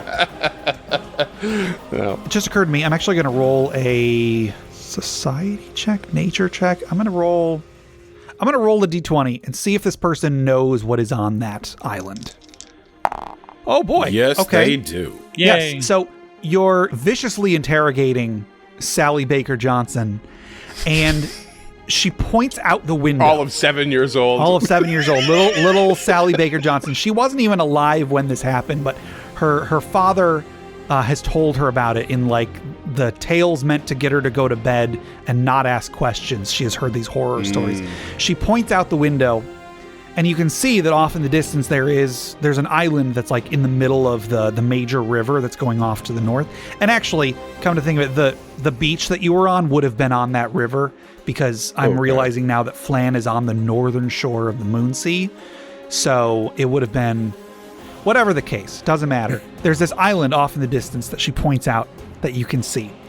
And it pretty much, you can just see there's just plants, just like trees and such. Maybe like a hill or like a small mountain or something in the middle of it, but trees just all over this island. And she points over there and she tells you through tears, I guess I'll try to play out the tears. She says, a long time ago, before I was born, there was an evil wizard that lived on that island in a pyramid. And he created awful creatures. And they came from that island, and he polluted the Moonsea until the heroes of Phlan stopped him. And they just went there. They went back to that island. Please go get my daddy. And she breaks down crying. Benjil walks straight up to her, grabs her by the scruff of her shirt, pulls her eyes into his, and says, "What or who is a pyramid?" She does that thing where she laces her fingers together, like in like a little steeple. Yep. And she can't even bring out words. She can't even produce words, but she does that in front of you. You see her fingers sort of, tented together in like a little triangle. I'm sorry, is that some sort of concentration gesture? Do you not recall? Are you trying to... That's the shape. She finds her words and she says, well, look, a pyramid is a geometrical shape that has been used by certain cultures in our world and in other worlds in order to be very stable and very secure and strong. Holy shit, young lady, you're going to be a wizard one day. You know a lot. They're teaching you really good things in this first grade. It is the strongest fundamental shape, sir. For the sake of your continued education, we will bring back your father so that he may pay for it. You will go places, young lady. And then as you start to walk away, she's like, oh, actually some pyramids are actually a tetrahedron with 4 sides, 3 sides on top and 1 on the bottom. I've lost interest. I am not worried about the details. But this one has a square base and then 4 triangular sides. Please rescue my father. No, that's quite all right. That's quite all right. Why don't you go form some permareds out of the dough in the bakery, and we'll do our job. Thank you. I don't know. I'm getting some Agent J for Men in Black vibes here. She knows way too much. She's causing trouble. Out some advanced physics books. Yeah. She's an alien. She's definitely an got alien. A quantum physics book. She ain't just coming to study. Yep. So it appears that these things have gone back to that island. Okay. So, Gabe, I'm going to do something that I don't normally do at this point, and I would like to use my healing item. Oh, there you go. I'll probably go over this again when we get back to this campaign for real, but I'm going to boost those up. So I'm not sure what the next power step is. I'll worry about that later, but for now, I'm going to say you actually get 2 uses out of it per day instead of just 1. All right. In case it matters, too, though, I did go ahead and invest in some medicine, so I can do some treat wounds. Oh, yeah, that would be... That is also an option. I would like that in addition. That would be great. I didn't go crazy with it, but because I don't have much in the way of skill increases, but... And you know what's cool is while you're bandaging me up, I can aid you with some axiom about stuff, so I can be really annoying while you're doing your job. Oh, nice. Yeah. And I'll tune you out just like that small child. He can tell you what you're doing wrong. Yeah. There you go. But yeah, Alan, you have an elixir of life lesser in your inventory because that's what we were using for. That's what I thought that was there for. Yeah, I'll look at what the regular elixir of life does and possibly have it do that twice per day. We'll see. All right, so I just succeeded. So you get 2d8 back, and I also have mortal healing. So you get 7 back when I roll success to treat wounds, and you haven't gained HP from divine magic in the past 24 hours. I get a critical success instead. Oh, neato. Cool. So let's call that a 17 instead of 7. Perfect. Okay. I love it. That's hilarious. We had a holy healer at first. Now we have a faithless one. Yeah. I kind of picked it on purpose. I'm not going to lie. Might also get a little extra out of it. It's kind of funny, when we very first started this campaign, when we did that introductory adventure in Phlan, nobody was a divine caster at the time. So I had Freeman. I don't think you've gotten to this point in the story yet. Maybe you have. But in that flashback, when we played through the very, very first adventure that we did, the dungeon that they went into had a barrier outside that it was specifically meant to keep out clerics. So any divine casters would have taken a ton of extra damage from it. And at the time, nobody was a divine caster. Okay. After that adventure, though, I said, because we were going to start the campaign proper, I told anybody if they wanted to respec, they could. And Jay decided to make himself a... Cleric multi. Get the cleric cleric, dedication. Yeah, cool. So at the beginning, That's nobody neat. was a divine caster either, but things changed. So I got lucky. Yeah. You can have another 19 healing if you like. And I also have continual recovery, so I can do this every 10 minutes. I would love that. That puts me on an 88 scale. It puts me at 86. Oh, okay. Nice. So did you pretty all right. use the oh, you did I use used the- one okay. one use of healing crystal. Okay. Thing. So you've used this a few times. Usually you reach your hand into your pocket to grab onto it, and by the time you reach it, Yeah, I it's do. already starting to work its magic, and then usually what happens is it sort of, you touch it and it like explodes in this burst of positive energy. This time you do that, you grasp hold of it, it does let off a blast of positive energy, but it is still there. It is still in your pocket. And you get the feel, like you look at it, I'll say, you take it out of your pocket and you look at it. It's got cracks all over it. This just blue gem in your pocket. It's got all these blue cracks, but it's still there.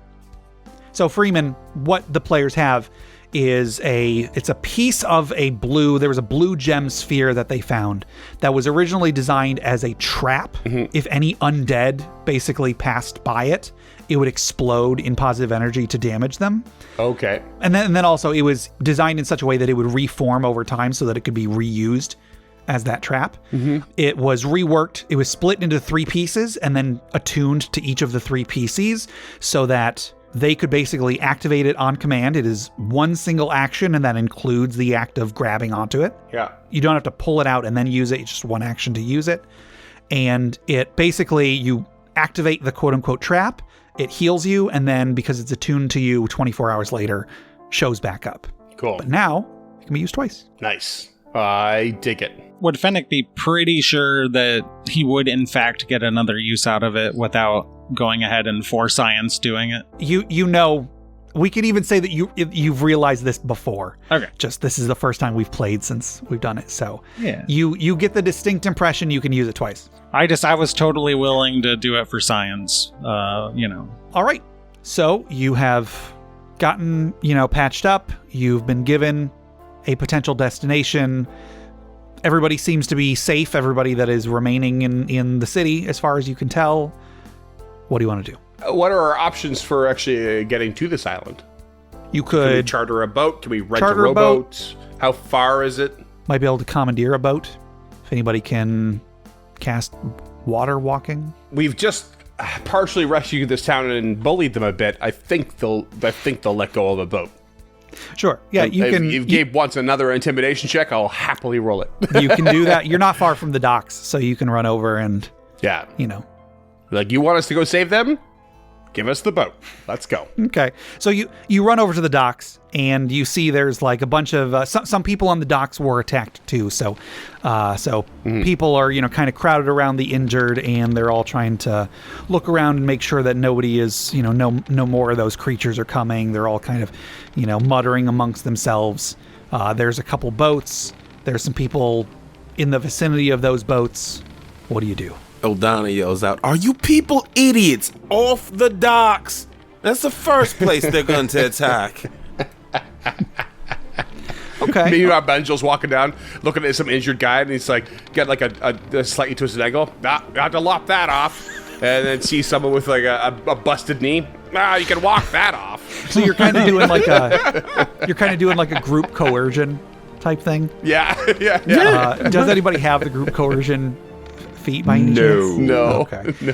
Whoever wants to champion it, give me an intimidate, and whoever else wants to aid, go ahead and give me an aid. Yo, champion the intimidate? Because that's actually what I'm good at.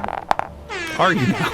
Yes, very. Oh, shoot. Okay, sorry. I saw Freeman's roll first, and it was a low roll, and I thought that was Ildana for a second. I mean, the die roll was low. Mm-hmm. Oh, that's an actual 20. That's when I was like, yes, very. When the natural 20 came, I was like, yeah, very. Okay. I was like to say, Gabe, apparently there was a rule like in the original Game Master's Guide or the GM Core where it actually specifies that like people can try whatever they want, sure, but it's always at a penalty. And it's like a kind of a loose guideline ruling. And I always liked it for the idea of a social skill feats and social feats and social abilities, where it's like keep ones in mind that you like, such as group coercion. Sure. But if you don't have it, it's okay. You can still try to group coerce. You just take a -2 or a -4 kind of thing. Oh yeah. And it's like when it comes to social stuff, it's just like so much more reasonable to just say, yeah, you can do that thing that's specified in the game, but you just take a penalty because you didn't train in it. Exactly. It's not like you are for some reason unable to intimidate a bunch of people at once. That really not as good. That really needed to be stated in the rules, honestly. Yeah, because so many people just don't do shit because they're like, well, I can't do it because there's no rule for it. I'm like, dude, it's not by the book. Just and I'm like, no, just try it. And I'm honestly gonna blame 3.5 for that. Okay. The reason I blame 3.5 is it's easy to do, and to somewhat an extent, Pathfinder 1 is because feet bloat. Yeah. Because you needed a feat to do everything. Like, you're gonna you're gonna die. You don't have the taking a shit feat. Right. Yeah, fair enough. You were just putting your pants on 1 feet at a time. Oh, goodness, Alan. Should have got that feat. Let you put it on both at a time. So Benjil got a 24 on an aid. Fennec got a 38 on an aid, and then Ildana actually was a 39. It showed up as a 38, but it was a 39 because you still had frightened applied. That never went away. So a 39, which was a natural 20 from Ildana. So Ildana walks up and is like, "What are you doing? They're gonna show up here. This is the first place they would go." And then Benjil's like, "Yeah, you're gonna have to lose that leg." And then Fennec shows up because he's using Recall of Teachings, and he's like, I heard a story about someone who got who stayed on the docks after a sea creature attack, and they all died.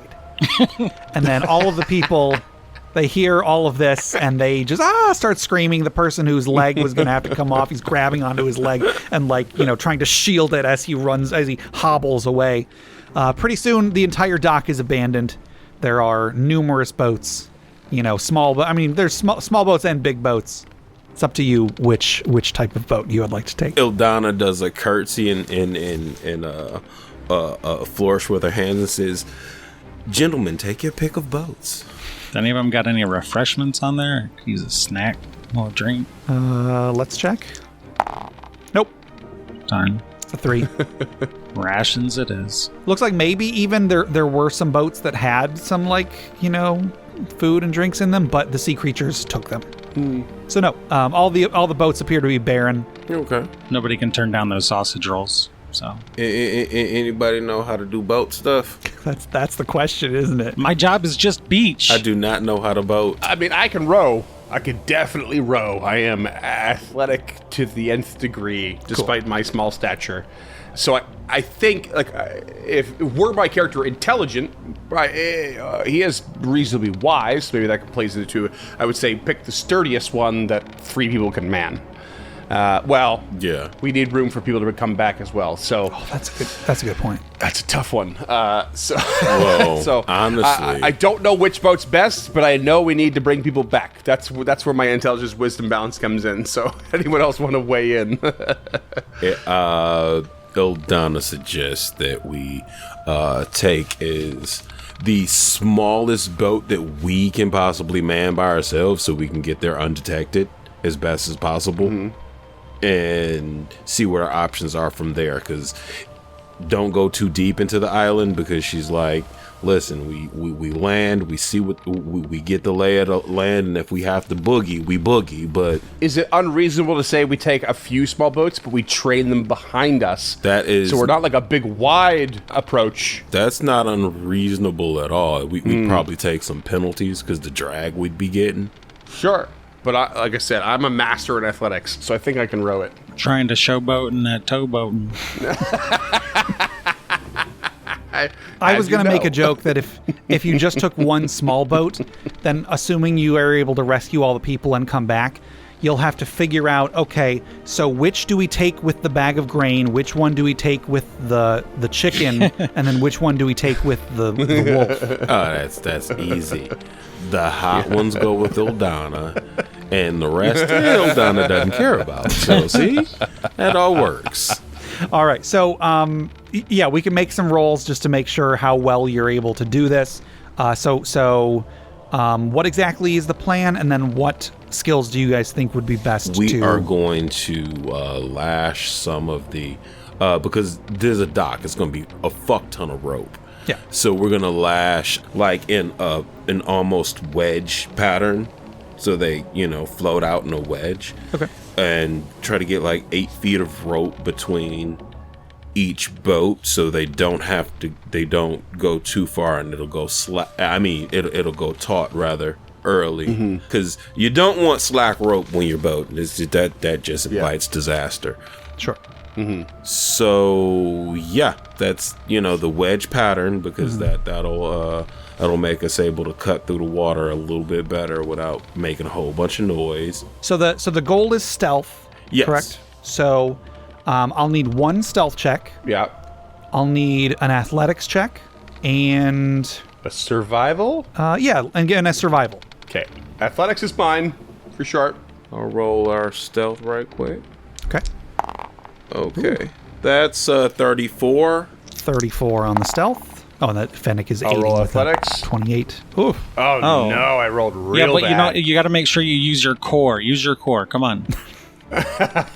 I'm gonna help with the athletics. It's the shitty seat on this boat. It's hurting my tailbone. Oh, my sciatic. Oh, boy. I do aid, though. I do aid. I mean, yeah, so those rolls were a 2, a 2, and a 3 for a 23, a 22, and a 22.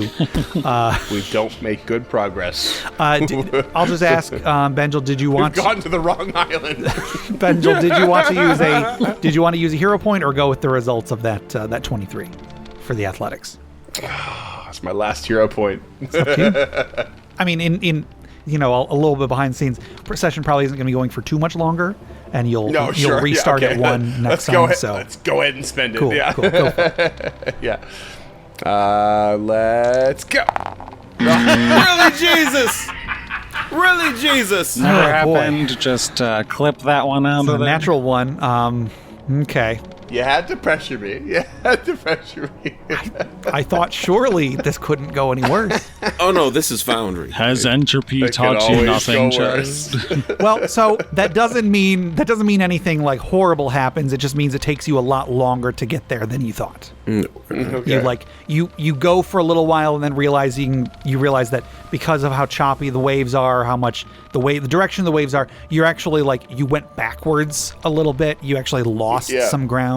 Some of the boats haven't been waxed in a little bit, so they've drawn a little water, so they're heavier. That's actually, here's what I'll say. Because of that critical failure, it takes you longer, and I'll say you lose 2 of the boats. Yeah. Okay. That's what I was that's thinking. fair. That's fair. Yeah. All right, so somebody give me a survival check, and then everybody else see, who would like to go ahead and aid. Who has a good survival? Because my survival is only plus 13. Same. Okay, so Mine's 15. okay. Well, you yeah, are there the you go. champion. It's all you. I mean, that actually makes sense. So Ildana was doing the stealth, Benjil was doing the athletics, and then Fennec was doing aid. Who is doing the survival? He's doing it. Hell yeah. 34. Oh, yeah. Plus I got whatever aids. I got a 23 to 8, so I'm pretty sure that aids. Yeah. Okay. So then what's happening is Ildana is keeping an eye out and making sure that you stay in a good rhythm so that you don't kick up too much water, and so you are as least noticeable as possible. Fennec is keeping you guys on course, and then Benjil is actually doing the majority of the work to try and keep things moving. However, I'll say that Benjil, you actually try to go. Did you see that rogue wave? Did you see that rogue wave? I swear. Benjil actually tries to go too fast, and that's what causes you to lose a couple of the boats. The ropes snap or something. I don't know. That sounds about right. Yeah. What are you trying to prove, sailor? Okay. Eventually, the three of you end up on an island. You come across this island. It's in the middle of the middle of the Stogenau River, and coming up to it, you saw there were lots and lots of trees on this island. It was mostly just trees, but like the more you look at it, the more you do see there is like sort of a triangular shape visible through the trees. Once you get there, though, two things that you notice. Number one, the trees are actually very, very sickly. From far away, you couldn't really tell, but once you get here, the leaves are all off-colored, and like the wood itself looks like it's like falling apart, like there's like strips falling off of them. So that something is going on with the health of the nature on this island. The second thing you notice is that the pyramid is actually silver.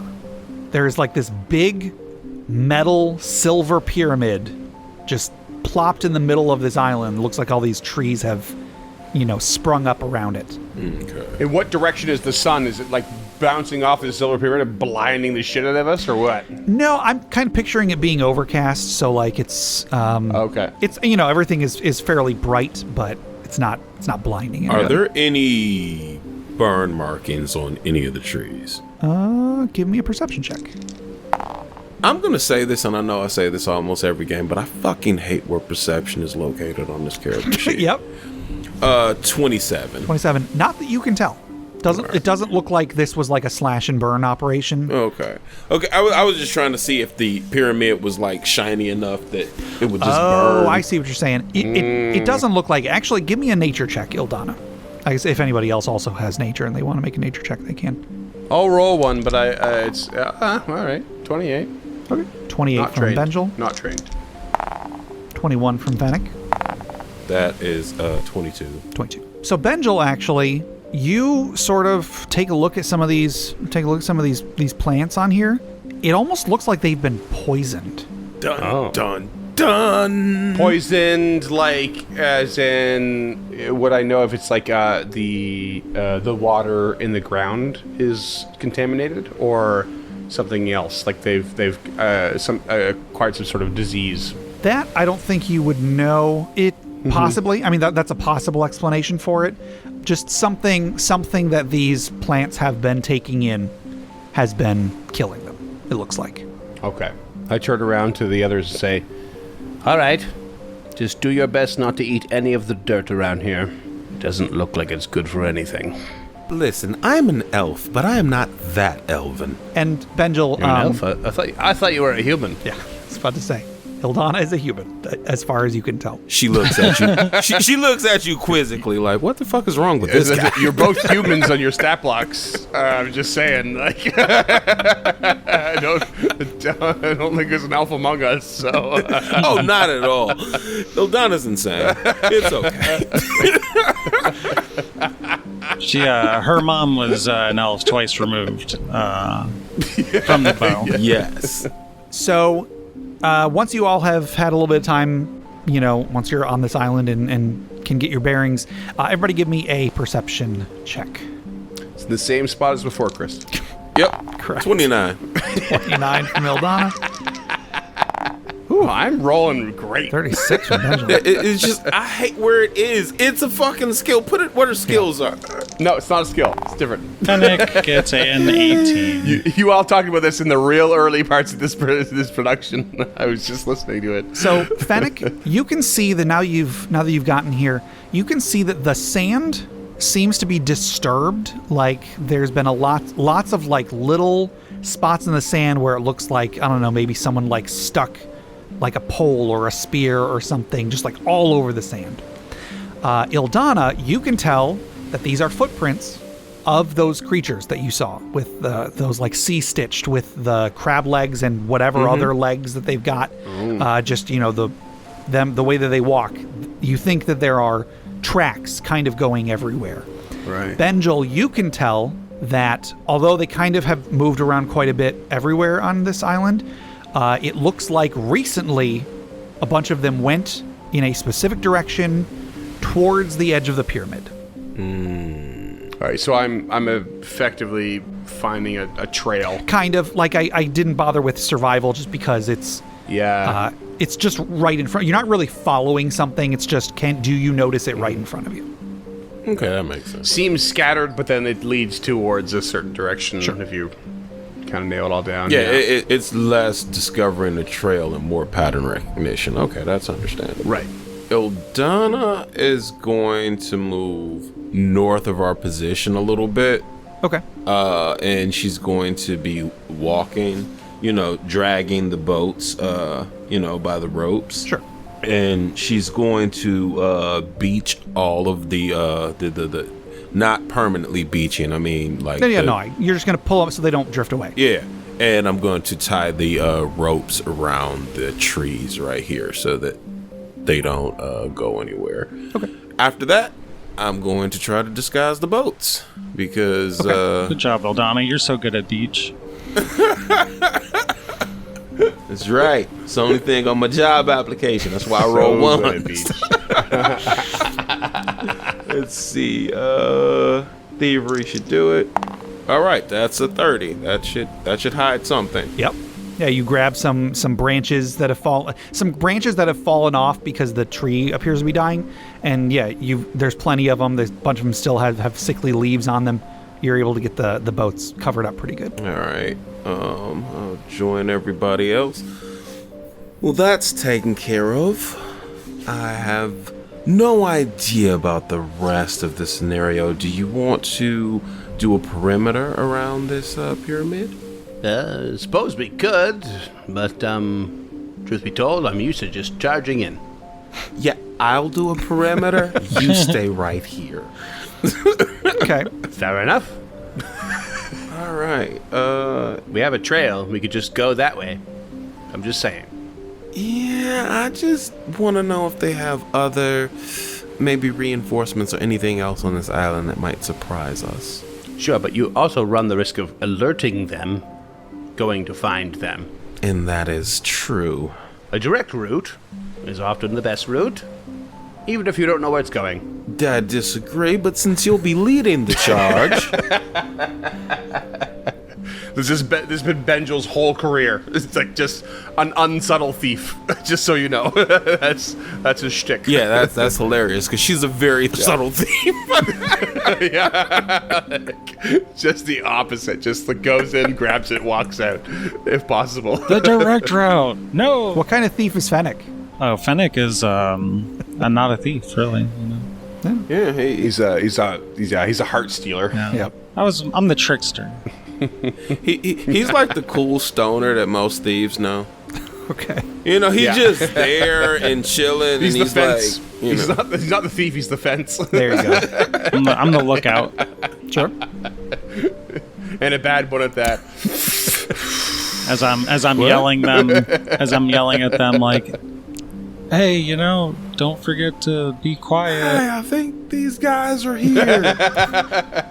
Okay, so is someone going to be doing a perimeter, or are you just going to go straight to where the tracks led? I am going. How big is this place? I don't have the whole thing mapped out, the whole outside mapped out. But so real damn. Well, I mean, I'll say it's probably like maybe 200 feet to a side. So, it's big, but it's not like football field big. Yeah. Like, you could easily do a perimeter in a couple minutes if you wanted to. Also, did we, how long did we stay in town before we left? How long was the trip over here? Did we bother to rest, or are we just gunning it? I mean, if you want to do, like, D&D 5e, if you want to do a short rest, like, if you don't get, like, you haven't taken an 8-hour rest. Nah, we already stopped to heal, yeah. But if you want to make any sort of heal checks or whatever, go for it. Okay, just double checking. I'll at least have my focus points back, but... my focus point. Well, sure. They're doing that. I'm going to do because you said 200 feet to a side. Yeah. I'm going to do a very quick perimeter check. Okay. like I said, I don't have the whole thing mapped out, but one thing that I will show you, you sort of go towards the trees to the east here, and pushing your way through the trees, one thing that you do notice is a section of the pyramid that is actually a giant pipe that is open. Oh. And you see all of this brownish black sludge pouring out into the sea. Okay. Oh, pouring out into the sea. Yes. They got a real sewage problem coming from that fucking temple. Seems like it. And that could also explain what's going on with the trees. That too. Thanks for stealing my opportunity for a hero point. Sorry, I wanted to give myself the hero point. You always have a hero point in my book. Unfortunately, we're not playing Alan's book. We're playing Garone. Curse of the Azure Bonds. Curse of the Azure Bonds. Oh, I meant you Gabe. You've always got a hero point in my I thought you were in my talking to book. Freeman. Thank you. No, he was talking about you. I thought he was talking about you because you didn't get the hero point. And I was saying I did give myself the hero point. No, that's why I was groaning. I was like, don't give it to the GM. Don't you dare. You know what, Gabe? I'm going to take that hero point back and put it in my book. No. Okay. Is there any scaffolding or kind of like small entrances around this pipe or maintenance tunnels or anything like that we can spot? Oh, give me a perception check. Yeah, all right. I'm assuming Ildana lets everybody know what she found. Oh God, yes. 32. 32. Not that you can see. It's pretty much just like a circular opening that is pretty full with sludge. Maybe if you tried really hard, you could swim through it or something to get through there. There doesn't appear to be any sort of like a maintenance entrance or anything. It's basically just a circular hole in the wall that sludge is pouring out of. And the direction that tracks went, was there an obvious entrance? Not that you saw. Just appeared to go just up to the edge of the pyramid and then nothing. We're going to go through that sludge. I mean, if you want to make a perception check on that, you can also do that too. We'll have to, because we didn't really approach the pyramid from those tracks, so I would backtrack and take a boo at the where the tracks end. If they end like at the flat side of this thing, is that what happens? Pretty much. Give me a perception check when you to go check out that. Yeah. You think maybe they like walked up the pyramid? It's kind of steep. Maybe there's a door up on the top. I'm not even sure the pyramid's on a slant. I think it's just a flat wall that goes straight up. That natural one. You get to the edge of the pyramid and you see nothing of consequence. Shitballs.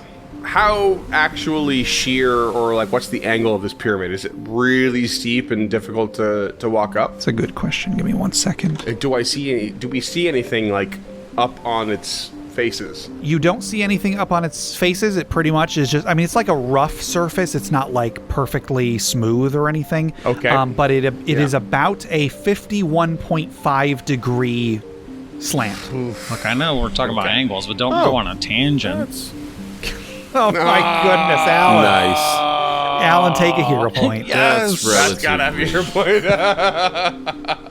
Damn. You know what? I'll co-sign that joke. Sure, why not? Take a hero point for now I'm fishing. Yeah, here we go. Yes. As long as you use your hero points, I'm not too much against, giving them out pretty freely. Yeah. And just so you know, the 51.5 degree thing, that was not just me picking a number. That is the angle that the Great Pyramid of Giza. I saw you. Yeah, but that's relatively steep. More than a 45 degree angle. Yeah, but it could be navigated It's with scalable. climbing. Oh yeah, you could make an athletics check equipment. or even acrobatics to climb it. But We have no real incentive to climb it. No. So, and we don't see, and with the track stop, there doesn't appear to be. Well, I certainly didn't find anything. I don't know if anyone else wants to take a boo at that. I was going to see if there's wearing and pitting that would suggest that they climb. No, people did climb. Oh, okay. well, if Ildana Gotcha. wants to make a perception check to see. Yeah. All right, that's a 30. So with a 30, you go over and you kind of start to inspect the area. Like you can see where these tracks are headed. You can see they get to the edge of the pyramid. Mm-hmm. Something catches your eye, and that's that one of like the quote unquote footprints, because they don't have feet. But one of the footprints is like half It's like they stepped where the pyramid was and half of their foot is sticking out. But that means like the pyramid would have had to not be there for them to step there. Does that make any sense? Yeah. Either that wall raises, and I'll show it, or It's not there it's at all. illusory. I run head first into it without looking up. What are you? So Benjil, you run straight at the wall of this pyramid, and give me a reflex save. He's got to get on the platform. It was a bit, but now we're rolling with it. Here we go. Reflex. 27. Okay. So you run and you're like bracing for an impact as you run at this wall, at this edge of this pyramid, and suddenly everything goes dark and you manage to skid yourself to a stop before you hit an actual wall because you realize that you are in a small chamber and you're actually standing on a big circle of arcane runes. Okay. Ildana nods and looks a little misty and says, maybe I am a little too cautious. And I think that's where we're going to end for tonight.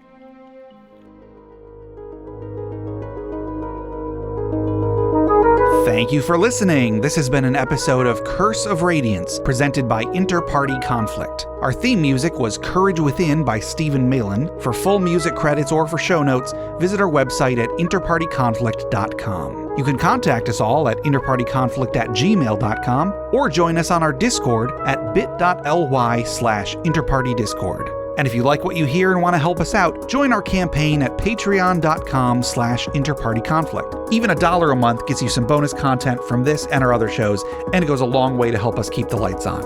Pathfinder and the Forgotten Realms are the property of their respective owners. This podcast is a member of the Uncharted North Podcast Network and would not exist without their help. To see what other shows they have on offer, go to unchartednorth.ca. Thanks again, and see you next time.